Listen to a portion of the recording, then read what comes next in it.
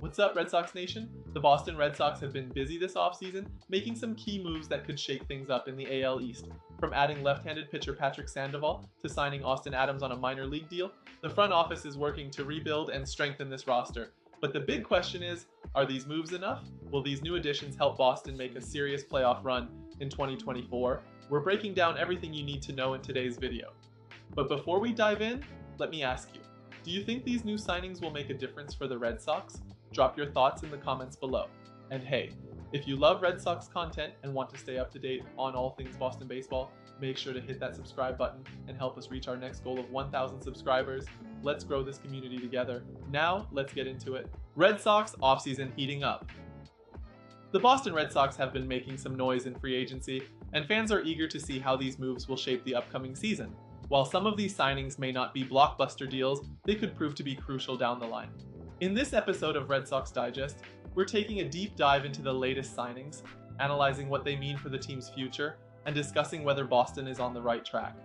Boston fans have been waiting for a big splash, and while we haven't seen a massive superstar signing, the front office has been strategic in adding depth to the rotation and bullpen. The signing of Patrick Sandoval, a left-handed pitcher with solid potential, and Austin Adams, a reliever with upside, shows that the Red Sox are focused on strengthening their pitching staff. But will these additions be enough? That's what we're here to discuss. So grab your Fenway Franks, settle in, and let's break it all down. Breaking down, Patrick Sandoval signing Sandoval, who spent years with the Los Angeles Angels, has been a solid presence on the mound despite playing for a struggling team. With a career-best ERA of 2.91 in 2022, he has shown flashes of brilliance. However, injuries have been a concern, and he's coming off Tommy John surgery. Boston signed him to a 2-year, $18.25 million contract, which is a calculated risk. The Red Sox are banking on him returning strong in the second half of 2024 and being a key rotation piece moving forward. While some fans might be skeptical, there are reasons to be optimistic. Sandoval's off-speed pitches and ability to generate ground balls make him an intriguing addition. If he can regain his 2022 form, he could be a huge asset for Boston's rotation. But what do you think? Is this a smart move for the Red Sox, or did they take too big of a risk? Let us know in the comments. The Austin Adams signing a low-risk, high-reward move? The Red Sox also signed reliever Austin Adams to a minor league deal, giving him a chance to prove himself in spring training. While his overall numbers might not jump off the page, there's potential for him to carve out a role in Boston's bullpen. Adams has a history of high strikeout rates, but control has been an issue. If he can refine his command and harness his raw talent, he could be a solid depth piece for Boston's relief corps. Will Adams crack the major league roster? That remains to be seen, but this is a classic example of a low-risk, high-reward signing that could pay off if things go right.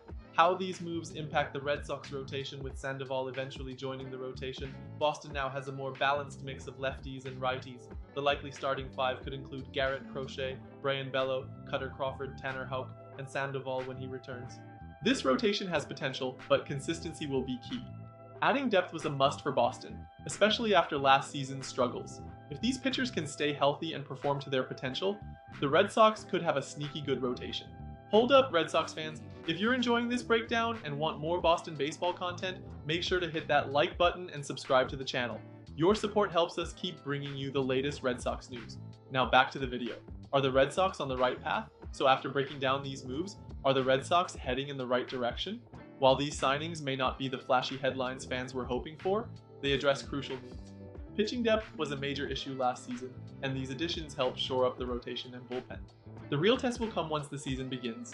If Sandoval can return strong and Adams finds his footing, these moves could end up being more impactful than they seem on paper. But now, we want to hear from you. What do you think of these Red Sox offseason moves? Are you happy with the signings, or do you think Boston should have gone bigger? Drop your thoughts in the comments below, and don't forget, if you haven't already, hit that subscribe button and help us reach our next milestone of 1,000 subscribers. Let's grow this community and keep the Red Sox conversation going. That's it for today's video. Thank you for watching, and as always, go Sox! Red Sox Nation, we have a situation brewing that could bring a familiar face back to Fenway. Ryan Brasier, who once donned the Red Sox uniform, has just been designated for assignment by the Los Angeles Dodgers.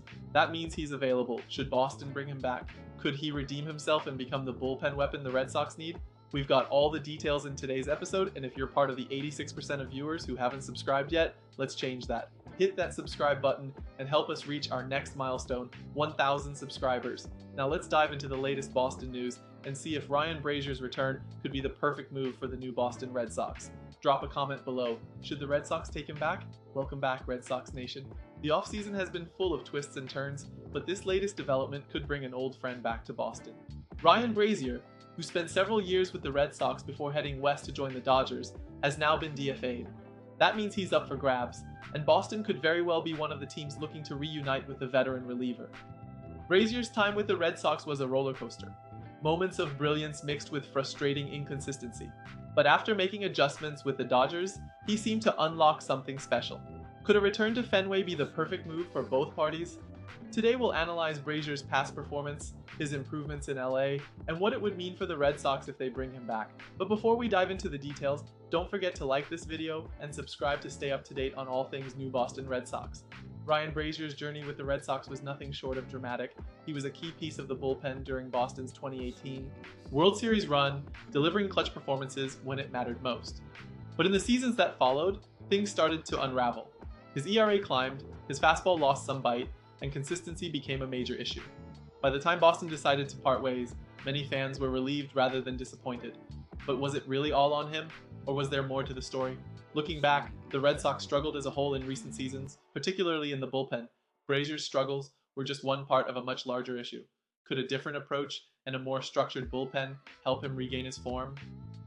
When Ryan Brazier landed in Los Angeles, something changed. Suddenly, he was a different pitcher. His ERA plummeted, his command improved, and he became one of the more reliable arms in the Dodgers bullpen. What happened? Reports suggest that he adjusted his pitch mix, relying more on his cutter and less on his traditional fastball. The results? A 1.89 ERA over 66.2 innings pitched, a stark contrast to his final numbers in Boston. This raises a crucial question. Was the issue with Brazier, or did the Red Sox fail to maximize his potential? And if he returns, can Boston harness the same improvements that made him successful in LA? The new Boston Red Sox are in the middle of rebuilding their bullpen, and Brazier could fit right in. Here's why: proven experience, he knows Boston, Fenway, and the high-pressure environment of playing for the Red Sox. Recent success. His turnaround in LA proves he still has elite stuff when used correctly.